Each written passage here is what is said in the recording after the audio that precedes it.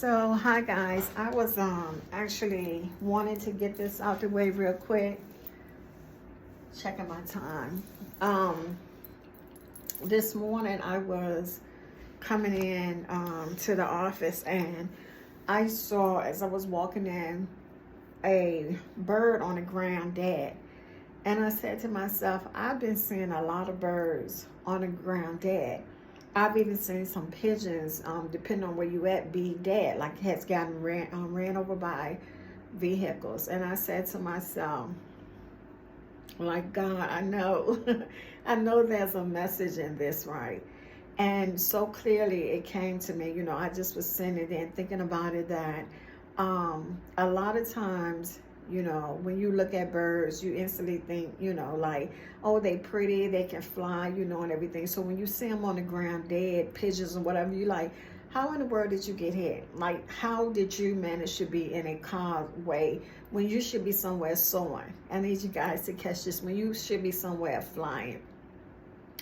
And the message I got out of that is that a lot of times when we're out of position is when things happen to us.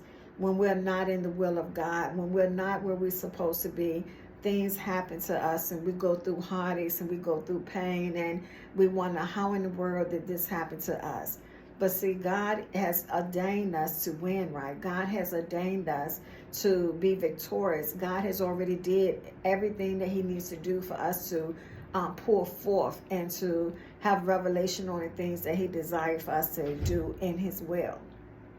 And so although birds can come to the ground, they can walk on the ground, pigeons, do all of that and everything, they can get distracted with perhaps trying to get the worm right there, or trying to, get something they are supposed to grab, some food on the ground, right? Or whatever it may be. But the meaning is that they get distracted. Because see, if they were doing in the position that they needed to be, they were flying, they could dip down, do whatever, then more than likely they wouldn't have got hit by the car, right?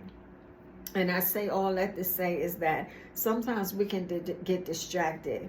We can get distracted and come off of our path and not be on the will of God. And then we get upset and we're asking God, why me? We're asking God, why did that have to happen to me? And unfortunately, the birds, they lose their lives or whatever. But the thing is that we have to also recognize that we can lose ourselves and lose our lives being in the wrong place at the wrong time, and that is not being in the will of God, right? So my message to you today is that, guys, if you are going through something and you're trying to figure out, why am I going through this, or why is this going the way it is, we may need to step back and look at what we're supposed to be doing when it comes to being a child of God. What is it that he has called us to do? A lot of times when we're out of purpose and we're out of will, we go through so much heartache. And then we get angry and say, well, God, how did you and why did you allow this to happen? Well, it's to teach us. It's to put us back on the right track. The Bible lets us know that God disciplined those he loved, right? But in all things, we should give him praise, because our knowledge is not his knowledge. Our way is not his way. His ways and his thoughts are higher than our ways. And because we don't have full understanding, that's when we have to lean in and trust God. A lot of times we want to, when things are going really good, it's easy for us to say God is so good and to trust God and to go about our ways. But when it gets to the point where sometimes you can't even pray for yourself. But I need you to know that when you can't pray for yourself and things are hard, you still can praise God in the midst of anything by just saying Jesus. Come on, somebody. There's power in their name. So sometimes you just have to say Jesus. And that's the first step to everything being okay. Because that name carries power. It carries weight. It doesn't matter what you did or what you're going through, because it's not dependent on you. We were saved by his blood. We were saved by his sacrifice. And because of that, he can do all things but fail.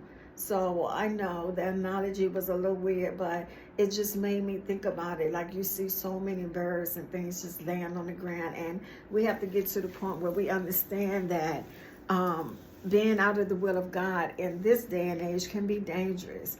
We want to draw close to him. We want to draw near to him because the devil is on his job. He come to steal, kill, and destroy. He's doing what he needs to do. He's doing what he's been called to do, right? Not even being called to do. He's doing what he is was made up on him, and that's his purpose, and that's what he's doing, right? But we need to be about God's business, and those distractions sometimes can cost us our life. I don't know who it's for, but I know it's a serious word, and I know it's a warning for God, because God does nothing without intentional. He's an intentional God. And so that's it. I just wanted to share that with you guys. It was for somebody. Don't be distracted. Get back in the will of God and do what God has called you to do, because, hey, sometimes we lose out prematurely on what God has for us because we're in the wrong place at the wrong time. Come in. Hey. Look what you're doing. On lunch?